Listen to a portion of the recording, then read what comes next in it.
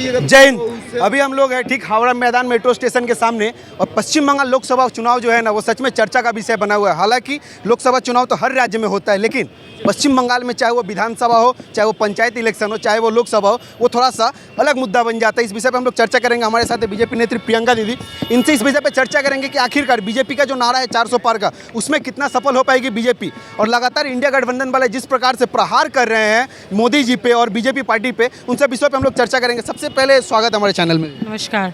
कैसा प्रचार प्रसार का ये रिस्पॉन्स कैसा मिला? काफ़ी अच्छा। अभी कुछ देर पहले हम लोग आपकी बार 400 पार का कैंपेनिंग चल रहा था अपने युवा साथियों के साथ। जनता खड़े होकर वो लोग भी बोल रहे हैं अब की बार 400 पार, फिर एक बार मोदी सरकार। तो इससे अच्छा बेहतरीन और क्या रिस्पॉन्स हो सकता है कि जनता खुद खड़े होकर ताली बजा रहे हैं और मोदी जी का जय जयकार कर रहे हैं। अच्छा, बीजेपी का नारा है 400 पार वाला, लेकिन विरोधी बोल रहे 200 भी नहीं जाएगा। मोदी जी जानते हैं इसलिए 400 का आंकड़ा बता रहे हैं।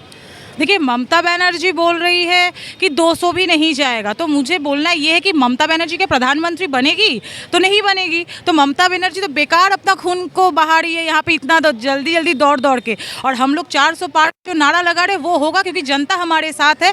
जनता को मोदी जी चाहिए, प्रधानमंत्री पद के लिए मोदी जी चाहिए। इंडिया गठबंधन में इतना पार्टी गठबंधन किया, सब प्रधानमंत्री का दावेदार है। आप किसको मानती है, कौन अगर किसी को मिलना चाहिए वो चेहरा या फिर जो टोपी किसको मिलना चाहिए? देखिए, शुभेंदुदा ने बहुत पहले बात बोला था कि सैंडो गेंजीते जेदिन पॉकेट होबे सेदिन ममता प्रधानमंत्री होबे। तो मेरा भी बात यही है, जैसे सैंडो गेंजी में बुक पॉकेट नहीं होगा, वैसे ही इनमें से कौन प्रधानमंत्री होगा वो भी क्लियर नहीं है। तो इनमें से कोई भी प्रधानमंत्री नहीं बनेगा क्योंकि प्रधानमंत्री सिर्फ प्रधानमंत्री नरेंद्र मोदी जी ही रहेंगे। हावड़ा मतलब लोकसभा सीट के अंतर्गत खड़े हैं, तो हावड़ा के बारे में थोड़ा बात करें। यहाँ का जो प्रत्याशी है डॉक्टर रथिन चक्रवर्ती, उनको टिकट दिया है बीजेपी। हालांकि उनका एक काफ़ी अच्छा चेहरा है, डॉक्टर है, चहेते डॉक्टर है, सभी के बीच में जाते हैं। उनका कितना लोगों के बीच में आक्रोश रहेगा? देखिए, पहला बात वो यहाँ पे प्रचार कर रहे हैं, फिर वो जाके अपने मरीजों को देख रहे हैं, फिर आके प्रचार करें, फिर मरीजों को देख रहे हैं। पहले वो डॉक्टर है, वो लोगों का कष्ट को सबसे पहले जानते हैं, सबसे पहले वो समझ पाते कि एक लोग को क्या चाहिए। और इसके पहले वो मेयर रह चुके हैं, वो हावड़ा के कोना कोना रास्ता गली गली में पता है उनको कि क्या आवश्यकता है लोगों को। अभी जिस जगह पे हम खड़े हैं, देखिए मेट्रो स्टेशन जो कि मोदी जी का दिया हुआ है, और यहाँ पे प्रसून बंदोपाध्याय जो है वो बोल रहे हैं कि दोबारा से मुझे वोट देके पुनर्निर्वाचित तो कीजिए। तो मैं उनसे बोलना चाहती हूँ, अब तक आपने हावड़ा लोकसभा के लिए किया क्या है? पहले जनता को ये लिख के बताइए कि मैंने ये किया है, उसके बाद वोट मांगने जाइए। कहीं ना कहीं कुछ दिन पहले ही हम लोग यहाँ के जो प्रत्याशी है बीजेपी के डॉक्टर रथिन चक्रवर्ती, उनका इंटरव्यू करने के लिए गए हुए थे। आंकड़ा अगर बताते 200 से 250 मरीज उनके जो चेंबर है उसमें उपस्थित थे। हालांकि हम लोग जैसे सरकारी हॉस्पिटल में देखते हैं जैसे भीड़ होता है ना, वैसा भीड़ उनके चेंबर में था। और वो आए, बाकायदा सभी मरीजों को देखे, उसके बाद मीडिया को टाइम दिए। और वो भी मात्र हमको बोले कि आपसे सिर्फ 2 मिनट का टाइम आपको देंगे क्योंकि हमको फिर कलकत्ता मरीज देखने जाना है। और वैसे प्रत्याशी को टिकट देना मतलब सच में महत्वपूर्ण हो जाता है। और लोगों के बीच में उनका मतलब जो है फैन फॉलोइंग काफ़ी ज़्यादा है।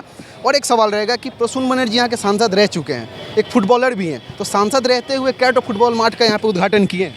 देखिए, इन लोगों ने हमेशा बोला है खेला हबे।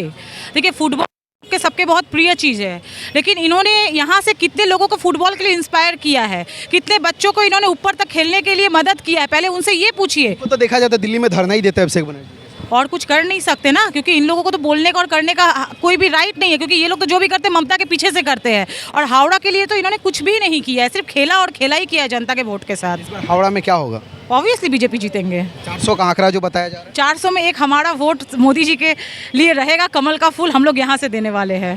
थोड़ा सा बहुत पुराना प्रश्न हो जा रहा है। आपका एक फोटो वायरल हुआ था जिसके कारण आपको जेल जाना पड़ा था, वो अभी लोकसभा इलेक्शन हमको याद आ गया, उसके बारे में थोड़ा सा बता दीजिए। देखिए, तानाशाही चलता है पश्चिम बंगाल में, ये पूरे देश को पता है। जहाँ पे यहाँ पे खून होता है, कुछ देर पहले भी खून हुआ, लूट हुआ, यहाँ पे तोलाबाजी चलता है, यहाँ पे लोगों को दिन डराया जाता है, तब पुलिस किसी भी तरह का भूमिका पालन नहीं करती। आप जहाँ खड़े हैं, कुछ देर पहले यहाँ पे कुछ दूर आगे ही आप जाएंगे तो रामनवमी का हमला भी हुआ था, जिसमें से 11 लोग अरेस्ट हुए हैं इस बार, जिसमें से सारे के सारे लोग तृणमूल से जुड़े हुए हैं। तो उस जगह एक कार्टून के लिए मुझे जेल भेजा गया, तो ये तो लोकतंत्र की हत्या ही है। मतलब मीडिया वाले के ऊपर भी तो केस होता है। तो सोचिए, जब आप लोगों को नहीं बख्शते हैं, क्योंकि प्रतिवाद जो करेंगे और यहाँ पे जो भी मुंह खोलेंगे उनके ऊपर केस होगा, उनको भी जेल में डाल देंगे। तो आप भी सावधान रहिए, कब जेल में डाल दे कोई ठीक नहीं है। चलिए, लोकसभा प्रचार को लेकर हम लगातार लोगों के बीच में जाते रहेंगे, लेकिन एक ही गुजारिश रहेगा सभी लोगों से, आप लोग वोट दीजिए और जरूर आवश्यक वोट बूथ पे जाकर अपना वोट दीजिए। लेकिन वोट उसी व्यक्ति को दीजिएगा जब आपका समस्या हो, आप किसी मजबूरी में फंसे और अपने जनप्रतिनिधि के घर जाना, तो वो व्यक्ति आधा रात को भी आपके लिए खड़ा हो और आपका सेवा में हाजिर हो। जय हिंद।